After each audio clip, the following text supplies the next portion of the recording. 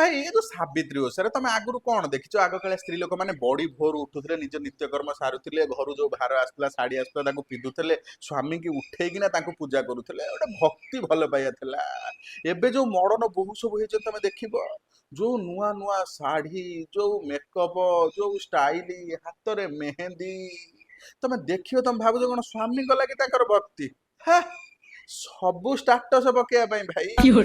ମାନେ Facebook, WhatsApp, Instagram ଯୁଆଡେ ଦେଖିବ ସାବିତ୍ରୀ। କିଏ ଲେଖୁଛି ଏଟା ମୋ ଫାଷ୍ଟ ସାବିତ୍ରୀ, କାର ଫୋର୍ଥ, କାର ସେକେଣ୍ଡ, ମାନେ ଖାଲି ଫଟୋ ଛେଳି ହେଇଯାଏ। ହସ ନାଇଁ ଭାଇ, ଏଇ ଯୋଉ ମଡର୍ଣ୍ଣ ସ୍ତ୍ରୀ ଲୋକମାନେ ସାବିତ୍ରୀ ବ୍ରତ କରିଛନ୍ତି, ତମ ବିଦ୍ୟାରାଣେ ପକେଇକିନା କହୁଛି ଭାଇ ମୁଅରାଣ, ଯଦି ସେ ତାଙ୍କର ଫଟୋ ନ ଉଠେଇବେ, ଭିଡିଓ ନ କରିବେ, ତମେ ମନା କରିଦିଅ, ବେହୋସ ହେଇଯିବେ ଭାଇ। ମାନେ ପୁରା ଉଠିଲା ଠାରୁ ତାଙ୍କର ଭ୍ଲଗ ଷ୍ଟାର୍ଟ ହେଇଯାଇଥିବ, ଭିଡିଓ ଷ୍ଟାର୍ଟ ହେଇଯାଇଥିବ, ତମକୁ ପୂଜା କରୁଥିବେ, କ୍ୟାମେରା ରଖିକିନା ଏମିତି ପୂଜା କରୁଥିବେ, ସେଠୁ ଟିକେ ଅନଉଥିବେ, ତମକୁ ନମସ୍କାର କରୁଥିବେ।